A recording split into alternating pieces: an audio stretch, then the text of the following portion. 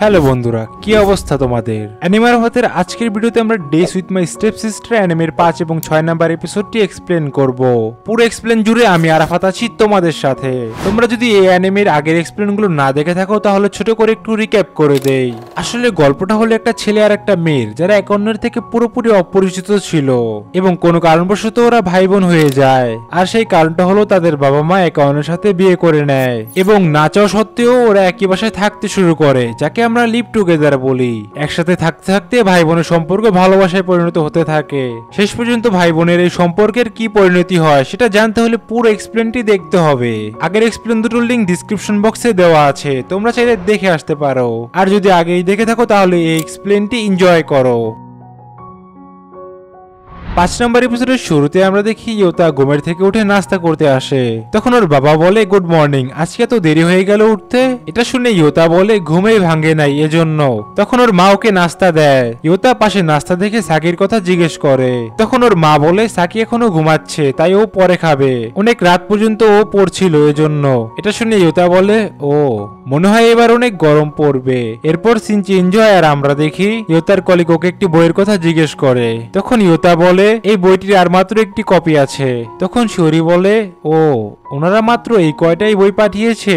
এটা শুনে ইয়োতা বলে এই বইটা তাহলে আমরা শেলফের সামনে রাখবো। এরপর আমরা দেখি ওরা আবার কাজ করছে। তখন শিওরি ওকে বলে চলো আজকে আমরা একটা লেট নাইট শো দেখতে যাই। এটা শুনে ইয়োতা বলে কি লেট নাইট শো, তাও আমার সাথে? যাও মজা করো না। তখন শিওরি বলে আরে কি হয়েছে, শুধু মুভি তো দেখতে যাব। ইয়োতা তখন বললে আচ্ছা ঠিক আছে, আমারও যেতে মন চাচ্ছিল, আমি আমার প্যারেন্টস কে পরে জানিয়ে দিব। এটা শুনে শিওরি বলে ও আমি তো ভুলেই গেছি, তুমি তো এখন স্কুলে যাও বাচ্চা তাই না? তখন ইয়োতা বলে যেভাবে বলছো তুমি মনে হয় অ্যাডাল্ট হয়ে গেছো। এরপর ওরা একসাথে মুভি দেখতে যায়। তখন ইয়োতা বলে তুমি কি খাবে? এটা শুনে শিওরি বলে হ্যাঁ পপকর্ন আর একটা ডায়েট কোক।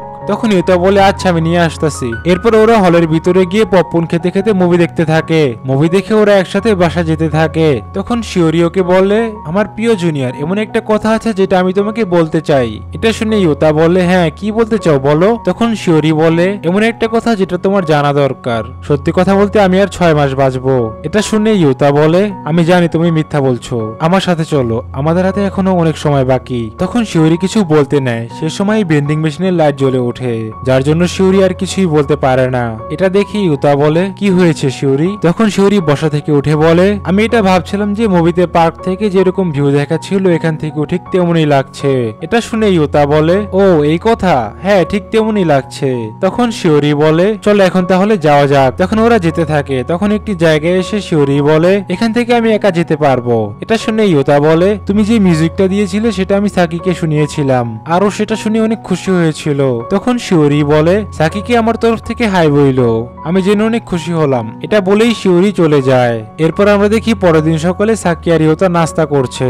তখন সাকি বলে রাতে যখন আমি ঘুমিয়েছিলাম তখন আমার উপরে কে জানি চাদর দিয়ে দিয়েছিল, সেটা কি তুমি ছিলে? তখন ইয়োতা বলে হ্যাঁ আমিই দিয়েছিলাম, কারণ লিটারেচার পরীক্ষার আগে যদি তুমি অসুস্থ হয়ে যাও তাহলে সমস্যা হয়ে যাবে। এটা শুনে সাকি বলে হ্যাঁ আমিও ভেবেছিলাম তুমিই হবে, ধন্যবাদ ইয়োতা।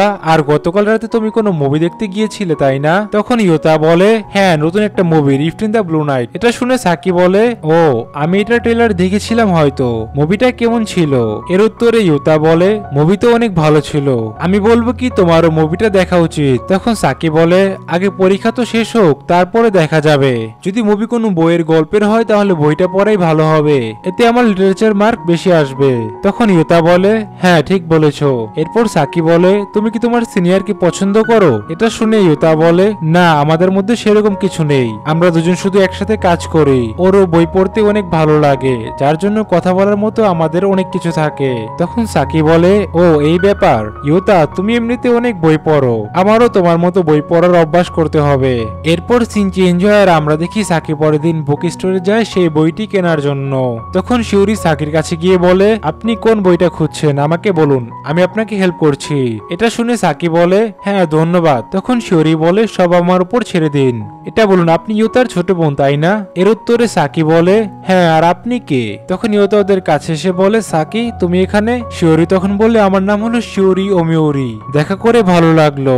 আপনি তো পুরো সেরকম যেরকম আমি ভেবেছিলাম, পুরো কিউটের ডিব্বা, অনেক সুন্দর। এসব শুনে সাকি বলে ইউতা আমার একটি স্টাডি গাইড বই লাগবে, আর যে মুভিটা তুমি দেখেছিলে সেই গল্পের বইটাও। এটা শুনে শিওরি বলে আচ্ছা, তাহলে আপনারও সেই মুভিটার উপর ইন্টারেস্ট আছে? আজকে রাতেও একটা শো আছে, আমরা চাইলে দেখতে। এতটুকু বলার পর ইউতা শিওরিকে থামিয়ে বলে না, মুভি কেউ দেখবে না, সাকির রাতে পড়া আছে, ওকে মুভির লোভ দেখিয়ে খারাপ করো না, বুঝেছো? তখন শিওরি বলে আরে যতক্ষণ পর্যন্ত মানুষ খারাপ না হবে ততক্ষণ পর্যন্ত জীবনে কোনো মজা করতে পারবে না। এটা শুনে ইউতা বলে এটাতে কোনো লাভ হবে না, কারণ সৎ ও ন্যায়ের পথে হেঁটেই মানুষ নিজের আসল সফলতা অর্জন করতে পারে। তখন শিওরি বলে আচ্ছা বাদ দাও এসব কথা, এখন আমাদের বেচারি কাস্টমারটাকে হেল্প করা দরকার। আচ্ছা আমার প্রিয় জুনিয়রের প্রিয় বোন, তোমার যে বইটা লাগবে আমি দিচ্ছি। এটা শুনে সাকি বলে আমাকে সাকি বলো, আমার নাম সাকি। তুমি চাইলে আমাকে সাকি আসামুরা বলতে পারো, কিন্তু হয়তো তুমি এটাতে আরো বেশি কনফিউজ হয়ে যাবে, তাই আমাকে আমার নামেই ডাকো। শিওরি তখন বলে ও তাহলে ঠিক আছে, আজকের পর থেকে আমি আপনাকে শুধু সাকি বলবো। আচ্ছা আপনি স্টাডি গাইড আর সেই মুভির গল্পের বইটা খুঁজছেন তাই না? তখন সাকি বলে হ্যাঁ, আর ইউতা তুমি কি আমাকে অন্য কোনো বইয়ের কথা বলতে পারবে যেটা পড়ে আমার লাভ হবে? এটা শুনে ইউতা বলে তুমি আমার থেকে জানতে চাও? সাকি তখন বলে হ্যাঁ, তুমি তো অনেক বই পড়ো, তাই আমার মনে হলো তুমি তো জানো কোন বইগুলো ভালো। এটা শুনে ইউতা বলে ঠিক আছে, আমি কিছু বই বের করছি। এরপর ইউতা সাকিকে কিছু বই দিয়ে বলে স্টাডি গাইড তুমি নিচে পেয়ে যাবে। এটা শুনে সাকি বলে ঠিক আছে, আমাকে সময় দেওয়ার জন্য ধন্যবাদ। তারপর সাকি বই নিয়ে শিওরির কাছে আসে। শিওরি তখন বই প্যাক করতে থাকে।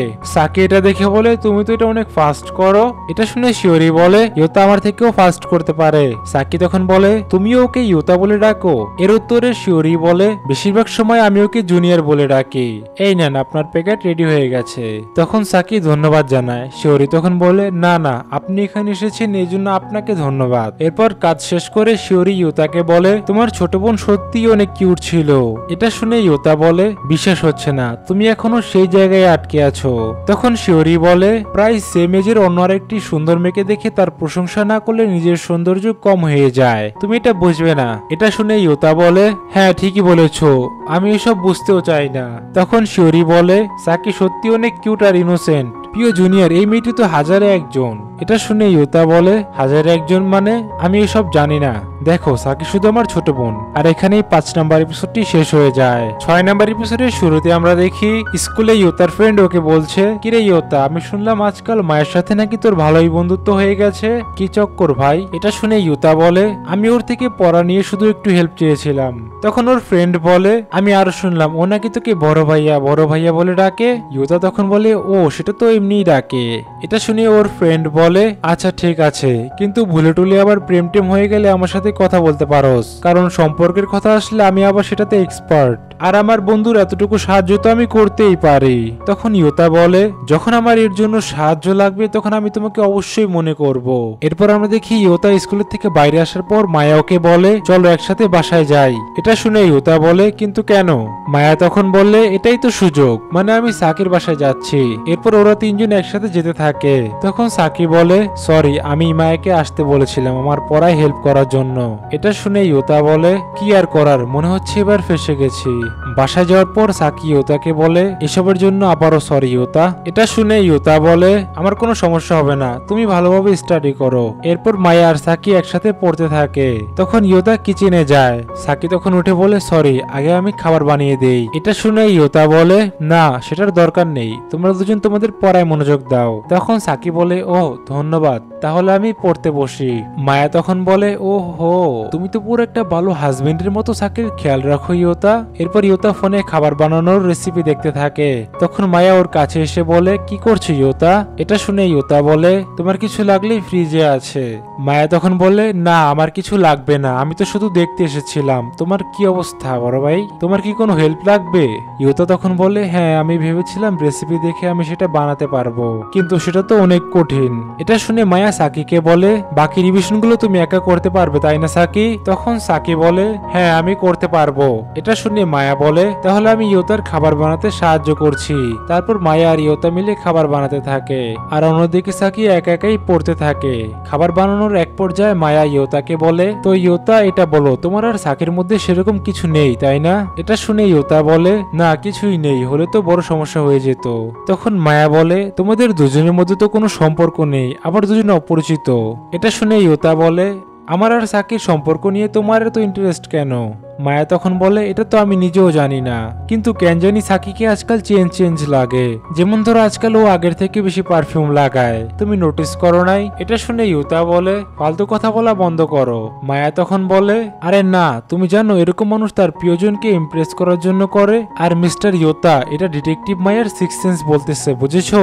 এসব শুনে ইয়োতা বলে, ভেরি গুড। এটা শুনে মায়া বলে, এভাবে কে রিয়াক্ট করে? আমি তোমাকে বলছি, হয়তো একটা সুন্দর মেয়ে তোমার কথা ভাবে, কিন্তু তুমি আমার কথা সিরিয়াসলি নিচ্ছ না। ইয়োতা তখন বলে, পারফিউম বেশি লাগানো একটা স্বাভাবিক বিষয়, এটাকে তুমি তিল থেকে তাল বানিয়ে দিচ্ছ। তখন মায়া বলে, কিন্তু দেখো সাকি এখনো তোমার দিকে তাকিয়ে আছে। এটা দেখে ইয়োতা বলে, মনে হচ্ছে ও বুঝে গেছে আমরা যে ওর ব্যাপারেই কথা বলছি। তুমি এত চিল্লায় কথা বলো কেন মায়া? মায়া তখন বলে, আমার তো মনে হচ্ছে এটা ভালোবাসার কানেকশন। এরপর আমরা দেখি সাকি আর ইয়োতা একসাথে খাবার খাচ্ছে।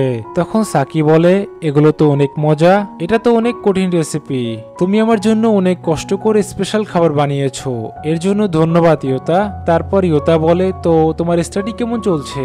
সাকি তখন বলে, ভালোই চলছে, তুমি যা পড়িয়েছিলে সেগুলো অনুযায়ী আমি সব উত্তর দিয়েছি, আমার বিশ্বাস আমি কালকে টেস্টে ভালো করবো ইয়োতা। এটা শুনে ইয়োতা বলে, হ্যাঁ আমারও তোমার উপর পুরো বিশ্বাস আছে। তখন সাকি বলে, ধন্যবাদ ইয়োতা। এরপর আমরা দেখি ইয়োতা অনেক আলসামি করে বুক স্টোরে কাজ করছে। তারপর ইয়োতা যখন রেস্ট নিচ্ছিল তখন শিওরি বলে, তুমি কি ঠিক আছো? আমার প্রিয় জুনিয়রকে আমি আগে কখনো এরকম দেখিনি। এটা শুনে ইয়োতা বলে, না কিছুই হয়নি, আমি বাসায় যাচ্ছি। তারপর ইয়োতা বাসায় গিয়ে দেখে সাকিও রুমে নেই। ঠিক সে সময়ই অনেক বৃষ্টি শুরু হয়ে যায়, তাই ইয়োতা বারান্দা থেকে কাপড় আনতে যায়। কাপড় নিয়ে এসে ইয়োতা সেগুলো গুছিয়ে ফোন চালাতে থাকে। তখন ইয়োতার সাকির কথা অনেক মনে পড়তে থাকে, এজন্য ইয়োতা ছাতা নিয়ে বেরিয়ে পড়ে সাকিকে আনতে। কিন্তু যখনই ও লিফটে তাড়াহুড়ো করে উঠতে যায়, ঠিক তখনই সাকির সাথে ওর লিফটে ধাক্কা খায়। ইয়োতা সাকিকে দেখে বলে, সরি, তুমি কি ঠিক আছো? সাকি তখন বলে, ইয়োতা তুমি কোথাও বাইরে যাচ্ছ নাকি? এটা শুনে ইয়োতা বলে, না আমি তো তোমার লেট হয়ে গিয়েছিল, আর বাইরেও অনেক বৃষ্টি পড়ছিল, তোমাকে ফোনও দিচ্ছিলাম, তুমি ফোনও ধরছিলে না, তাই আমি ভাবলাম হয়তো তোমার টেস্ট খারাপ হয়েছে, যার জন্য তুমি কোথাও কোনায় বসে কান্না করছো। এসব শুনে সাকি বলে, তুমি আমার জন্য এত চিন্তা করছিলে? সরি, আমার জন্য তোমার এত চিন্তা করতে হয়েছে, আর টেস্ট আমার তেমন ভালো হয়নি। তারপর সাকি টেস্ট পেপার বের করে দেখায়। তখন ইয়োতা সেটা দেখে বলে, ভালোই তো করেছো। এটা শুনে সাকি বলে, কিন্তু তোমার তো 96 এসেছিল, আমার অত আসেনি, তাই ভালো লাগছে না। ইয়োতা তখন বলে, আমাকে এরকম ভয় দেখায়ও না। এটা শুনে সাকি বলে, সরি, আমার জন্য চিন্তা করতে হয়েছে, আসলে আমি ঘরের কিছু জিনিস আনতে সুপার মার্কেট গিয়েছিলাম। তখন ইয়োতা বলে, তুমি এত দূর সুপার মার্কেট গিয়েছিলে, তুমি কি টেস্ট পাস করার খুশিতে কিছু স্পেশাল করতে চাচ্ছ নাকি? এটা শুনে সাকি বলে, হ্যাঁ তুমি আমার জন্য এত কিছু করেছো, তাই মনের থেকে আমি তোমার জন্য কিছু স্পেশাল করতে চাই। তখন ইয়োতা বলে, আমি তোমার জন্য কিছুই করিনি সাকি, উল্টো তুমি আমার জন্য অনেক কিছু করেছো। এটা শুনে সাকি বলে, না আমি কিছু করিনি, যা করেছো তুমি নিজে করেছো। তুমি আমাকে নতুন মিউজিক শুনিয়েছো, মডার্ন লিটারেচার পড়িয়েছো, আমার জন্য খাবারও বানিয়েছো। ইয়োতা তখন বলে, এগুলো তেমন আর কি, গত 1 মাস যাবত প্রতিদিন তুমি আমার জন্য খাবার বানাচ্ছ, একদিন আমি বানিয়ে দিয়েছি, এতে তেমন কি হয়েছে? তখন সাকি বলে, তোমাকে তো আমি আগেই বলেছি, আমাকে যে যত ভালোবাসা দেয় আমি তাকে তার থেকেও বেশি ভালোবাসা দিতে পছন্দ করি, আর এজন্য আজকে আমি এমন খাবার বানাবো যেটা আমি আগে কখনো বানাইনি। এরপর ওরা বাসা যেতে থাকে। তারপর আমরা দেখি পরের দিন স্কুল ছুটির পর ইয়োতাকে ওর ফ্রেন্ড বলে, কিরে আজকে তোর এত জলদি কিসের? এটা শুনে ইয়োতা বলে, আমাকে কাজে যেতে হবে। এরপর আমরা দেখি ইয়োতা বুক স্টোরে কাজ করছে। তখন ও সেখান দিয়ে সাকিকে যেতে দেখে। সে সময় ওর বস সেখানে এসে বলে, ইয়োতা তুমি মনে হয় অনেক ক্লান্ত হয়ে গেছো, যাও একটু রেস্ট নিয়ে নাও। ইয়োতা তখন ওর বসকে জিজ্ঞেস করে, আচ্ছা বস, এখন যে মেয়েটা ভিতরে গেল সেই মেয়েটা কে? এটা শুনে ওর বস বলে, ও সেই মেয়েটা, ও এখানে জবের ইন্টারভিউ দিতে এসেছিল। তখন ইয়োতা বসের কাছে নাম জিজ্ঞেস করে। ওর বস তখন বলে, মেয়েটির নাম সাকি আয়াসে। আর এখানেই 6 নাম্বার এপিসোডটি শেষ হয়ে যায়। বন্ধুরা, আজকের এই এক্সপ্লেনটি কেমন লাগলো কমেন্ট করে জানাতে পারো। ভিডিওটি ভালো লাগলে লাইক করতে পারো। দেখা হচ্ছে অন্য কোনো এক্সপ্লেন ভিডিওতে, তোমরা আমাকে সেখানেই পাবে।